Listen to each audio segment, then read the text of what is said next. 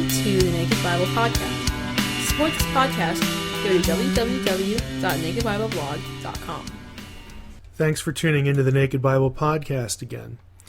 In this episode of the podcast, I'm going to be playing some audio of myself and using it for the podcast episode. I recently created a video that I'm going to provide a link to on the Naked Bible Podcast site under Bibliography and Resources, so you can actually watch the video.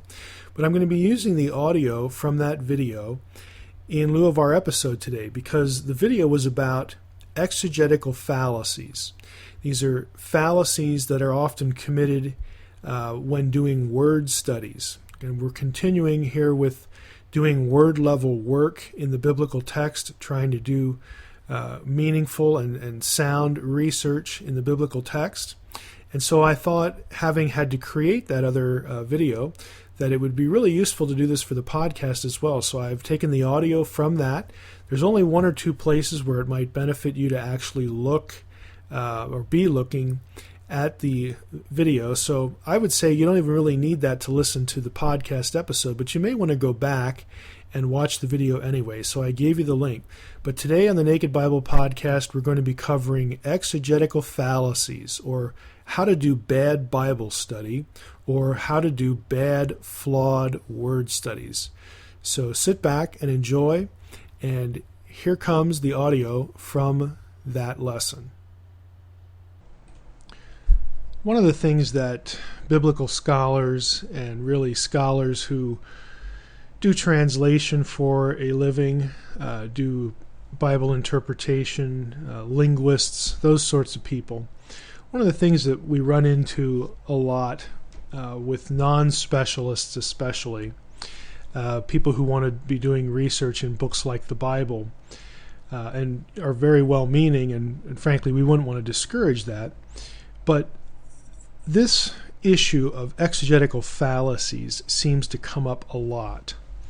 An exegetical fallacy is a phrase that is probably not really familiar to you if you're not a specialist, if you're not a biblical scholar, if you don't work in Bible interpretation regularly. But it's a very common phrase for scholars. Everybody knows what an exegetical fallacy is, and a whole list of the possibilities, different kinds of exegetical fallacies. What I want to do here is show you some of the more common ones and basically make the point, again, people might not like to hear this, but it's true. A lot of the research you read on the internet, a lot of the research you'll read in books that is done by non-specialists, people who lack the credentials in biblical language work, in translation skills. They lack the academic backgrounds in these things.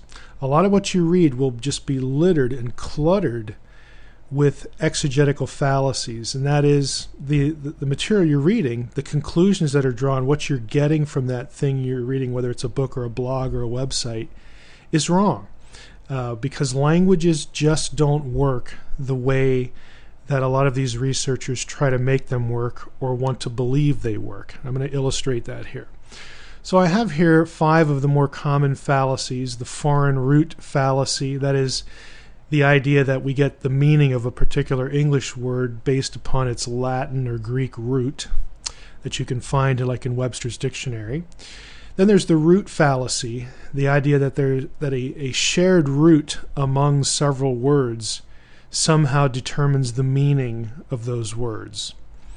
Then there's something called the etymological fallacy, where supposedly the constituent parts of words, when you take them apart and then put them back together, that determines the meaning of the word. Fourth, there's the sound fallacy, and this takes 2 varieties. The idea that shared sounds between words in the same language means that they have a shared meaning.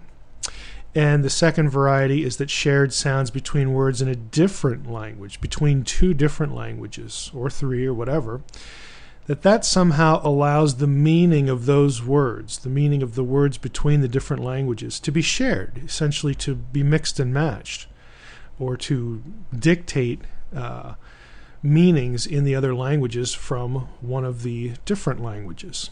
And lastly, there's the totality transfer fallacy.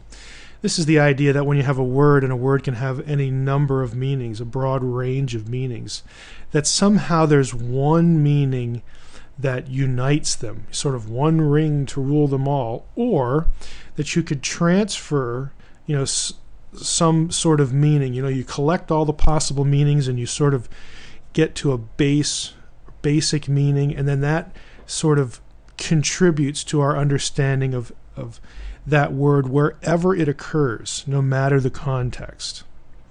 Now, all of these are fallacies. They're well known to scholars.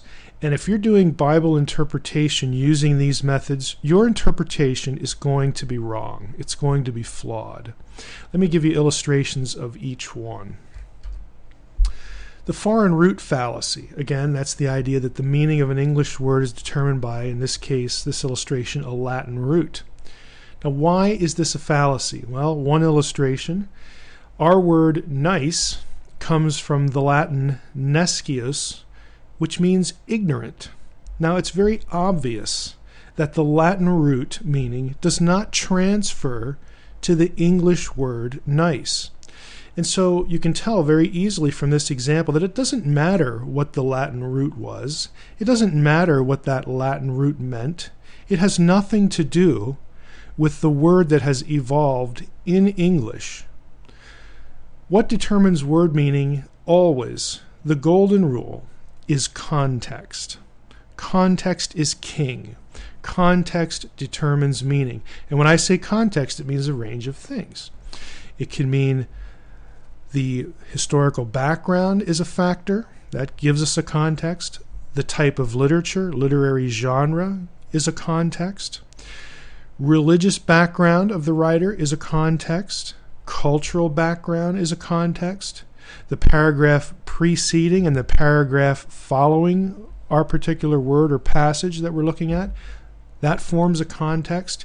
Even the location of our word and its relationship to other words in the same sentence forms a context. These are the kinds of things that need to inform your understanding of a word's meaning, not an original root from another language. Second one, the root fallacy. Again, this is the idea that shared roots determine meaning. Really? Again, this is easy to illustrate as a fallacy. In Greek, the word timao means to honor. There's another word in Greek, epitimao, which means to rebuke. Now, those two terms very obviously share a root, T-I-M, tim. Now, this fallacy, if we were to employ it, would have Jesus honoring demons, and it would change one of the 10 commandments to rebuke your parents instead of honor your parents. Look at the illustration. Matthew 19:19, we have timao your father and mother. Honor your father and mother. And in Mark 1:25 and 26, Jesus is confronting a demon, and we read, but Jesus epitimao him. Jesus rebuked him, saying, be silent and come out of him. And the unclean spirit came out of him. Now, if the root sort of united or fused these two, and you could sort of derive a shared meaning, you could interchange them, but you very obviously can't interchange these things here, because like I said, you'd have Jesus honoring demons, and you'd be commanded by God to rebuke your parents. They're not interchangeable. And you can see from the examples, timao and epitimao, their meanings, you can't really come up with a common ancestor, so to speak, a common meaning ancestor out of which both honor and rebuke could come. They are mutually exclusive ideas. Okay? So the root fallacy just falls apart here. This is not how meaning is determined. Meaning is determined by context, and again, there's a whole range of contexts. Just remember, context is king. Third one, the etymological fallacy, which is a fun one. This is the idea that constituent parts of words determine meaning. Two illustrations in Greek, anaginosko. Okay, there's a verb, anaginosko, two parts, ana, which means up or above, and ginosko, which means to know. Now, you would think if we could just take the word apart into its constituent parts, ana and gnosko, the meaning, therefore, would be something like to know up or to know above, which doesn't make any sense. Ana gnosko, though, actually means to read. Okay, the constituent parts have nothing to contribute to that. Next one, epitimao. We just saw this in the previous fallacy. Epi means on or at or upon, and then timao by itself would be to honor. So you would think if you pulled these apart and looked at their constituent parts, we'd have to honor at or to honor upon. But that isn't what it means. We just saw that it means to rebuke. Again, the constituent parts do not create the meaning. English has a whole host of these. Butterfly. Butter and fly, okay, are not going to give you the meaning of butterfly. Butter doesn't fly, and flies are not buttery. Okay? Headship. Okay? Head and ship. Okay, the head, the thing on top of your shoulders, and ship, some big craft that floats in the water. You put those together, they have nothing to do with the meaning of headship, which is leadership. I hope you get the point. But this fallacy is just ubiquitous.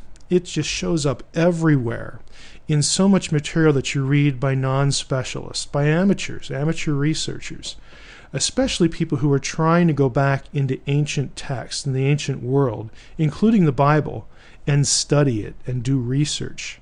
Their conclusions are often terribly flawed. Next one, the sound fallacy. Two varieties here again. The first one is that shared sounds between words in the same language create a shared meaning or allow a shared meaning. Two English examples here. The words wine and wine. Okay, there's no relationship. There's no inherent semantic relationship between the two. And you wouldn't interpret either that way. The same thing for rain, R-A-I-N, and reign, R-E-I-G-N. One is water that falls from the sky, and the other is kingship or rulership. There's no relationship between them, even though they sound exactly the same.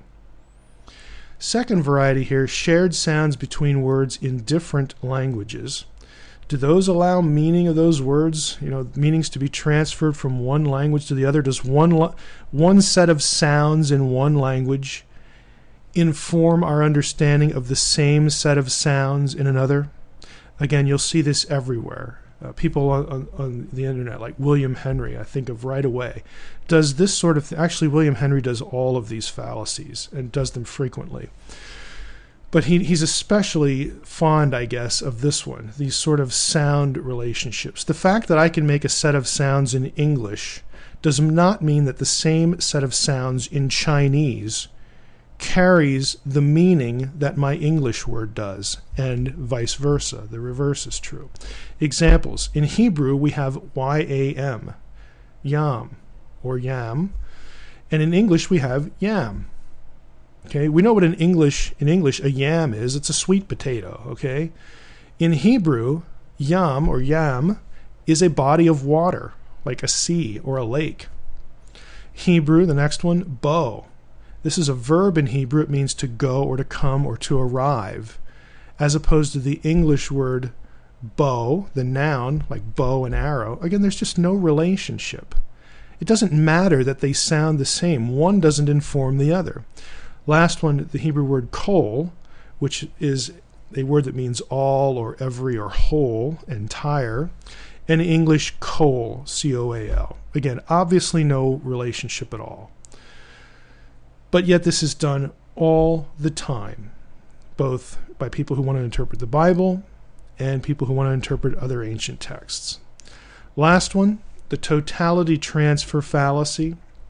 This is the attempt to engage in the transfer of all meanings of a word in any given passage and import that, somehow import all the meanings into any given occurrence of the word anywhere.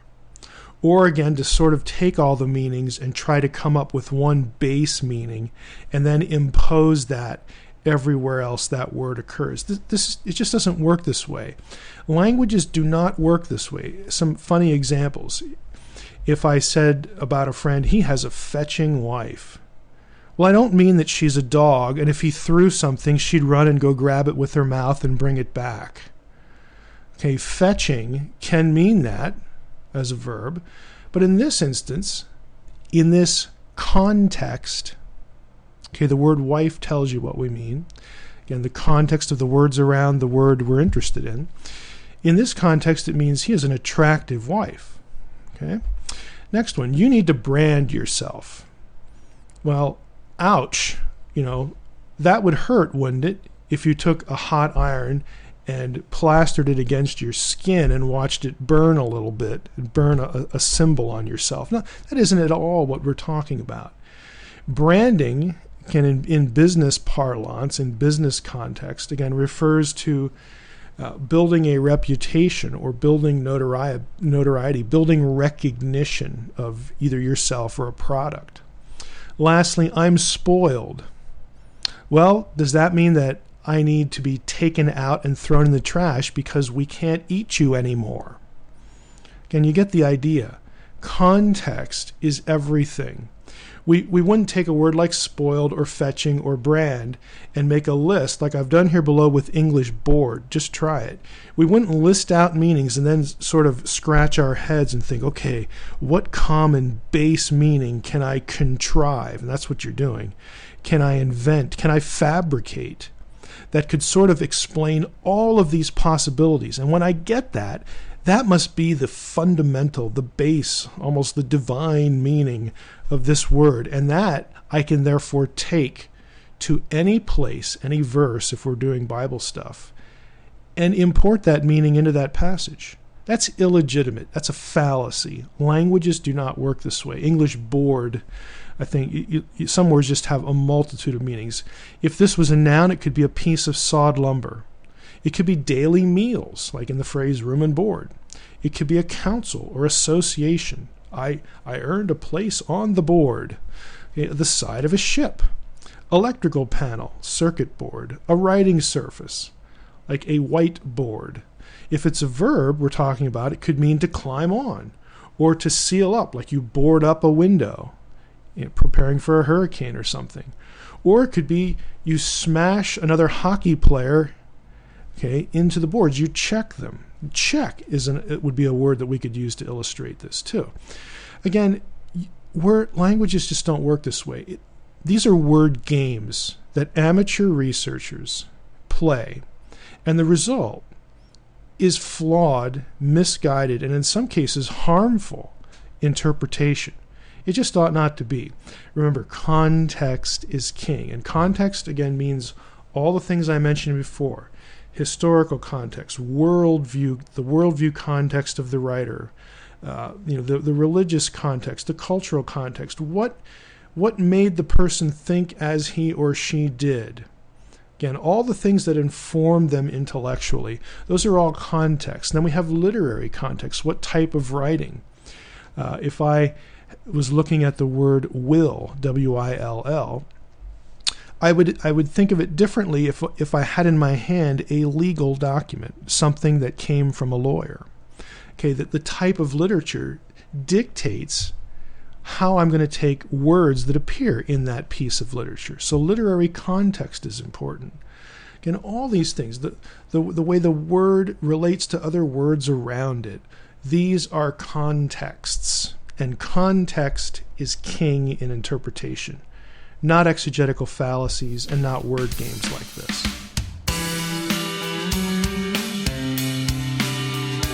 Thanks for listening to the Naked Bible Podcast. To support this podcast, visit www.nakedbibleblog.com. To learn more about Dr. Heiser's other websites and blogs, go to www.drmsh.com.